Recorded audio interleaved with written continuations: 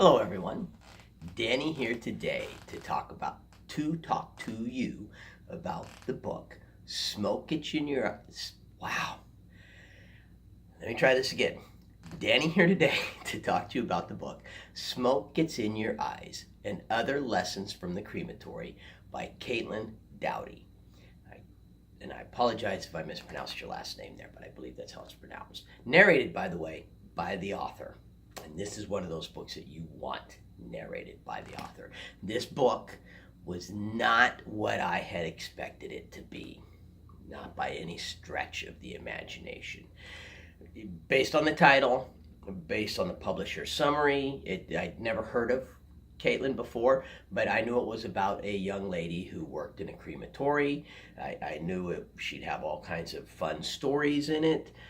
And the lessons, though, I expected the lessons that she was going to try to pass on to us to be the typical tripe that you get nowadays in self-help books when they talk about death. Live or love often, forgive, laugh, that usual kinds of stuff. It wasn't that at all. This was a wonderful, wonderful book. I would say there's three key elements to this book. The first element is an autobiography. Caitlin is quite open and honest about herself, about her life, honest to the point of where she shares things that a lot of people I don't think would be willing to share. A love interest that rejected her,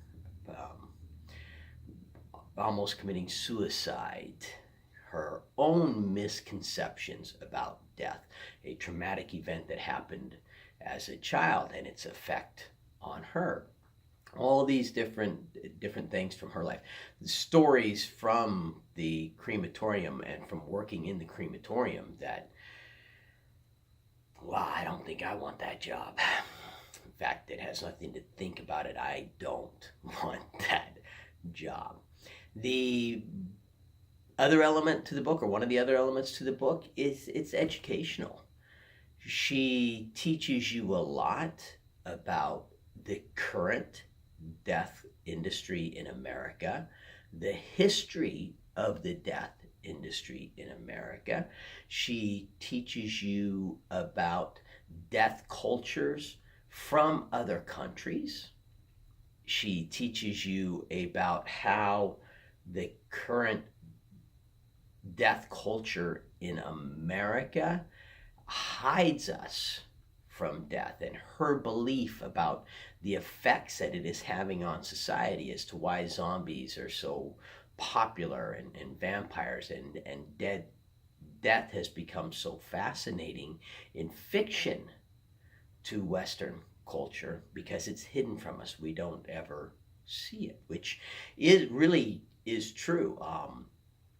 It's part, and the other third element, I would say, is it's preachy. It has a mission to it. Caitlin has a mission to her life.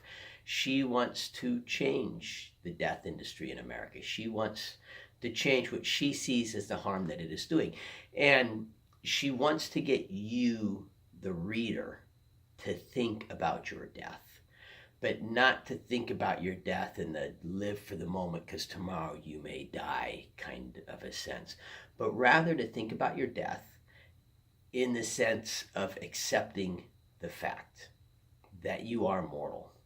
You are going to die. This body is designed to last only so long, after which point it is supposed to rot and decay and return its nutrients to the system. She has a goal of changing your thoughts about what you want done with your body. And she did, in a small way, succeed with me in that. I can get a funeral through the VA, and my understanding is nowadays if you want a VA burial, it's a cremation. You don't get the full body in the casket kind of a thing. It's a cremation. And so my wife had asked me before when the subject came up, did I care if I was cremated? And my answer then is the same as my answer now. I don't care. I won't be here. I'll be dead and gone. This will be a corpse. What you do with my corpse, I could care less. Throw it in the ditch, let the wolves have it. Burn it. It won't make a lick of difference to me. Do with my corpse whatever is going to allow the people who love me to grieve and move on without me. That's what I want done with my corpse.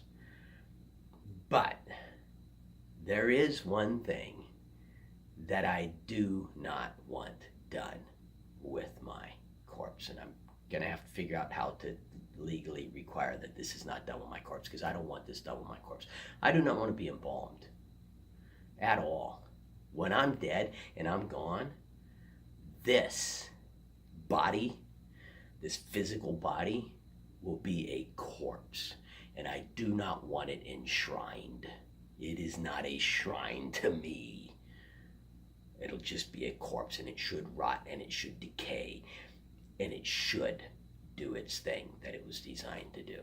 So I do not want to be embalmed. She did succeed there. I had no clue what the embalming process was. I guess I knew that embalming was designed to preserve the body. And it's not the process of embalming that I object to. It's the fact that I don't want my body preserved. Why would I want my corpse preserved? Oh, that's disgusting. I just never thought about it. So she got me to think about things that I had never thought about. The book has a humorous element to it. She narrates it, and this was a book that was an Audible daily deal, and it sat in my library for a while. And it finally came around to where, I need to listen to this book. I've had it in my library for a bit. I need to listen to it. I started listening to it. And I had not checked before I started listening to it who the narrator was. And she does an excellent job of narration, but there's a very personal element to this book. And due to that very personal element, about halfway through the book, I found myself thinking, I hope this is the author. I really hope this is the author narrating this book. I want to hear these stories in the author's own voice. And it was the author narrating the book, and I'm so very, very happy. Caitlin, if you see the video, thank you for narrating your own book. You did a wonderful job. You wrote a wonderful book. I definitely recommend this book for anyone. I'll warn you, she is honest in detailing what a dead body goes through. It wasn't as much a shock for me.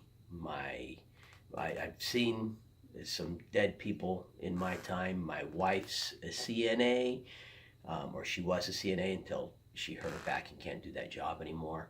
But she had patients that passed away on her, and she had patients that she had to clean and care for their dead body after they had passed away. And my wife's the type of person that to her being a CNA was not a job, it was a mission and a calling. And so when her patients whom she loved passed away, she worked in a small facility where she got to know and care for all of the patients. They were like her kids. So when they passed away on her, it wasn't a chore or a duty to wash and prep their body. It was an act of love, and she'd come home and she'd tell me about it. And my thought at the time was, I don't know if I could do that, but if I pass away, I want someone like my wife there to care for me, someone who really truly cares and is going to do it with love and with dignity. So be prepared for that. It gets, I don't want to use the word graphic, but it gets detailed. Some of it's quite honestly, a bit shocking. You'll learn some things that you definitely, unless you're in the industry, you'll learn some things you definitely did not know. Anyhow, any questions, comments, or feedback, please send them my direction. If you like my videos, please subscribe to my channel.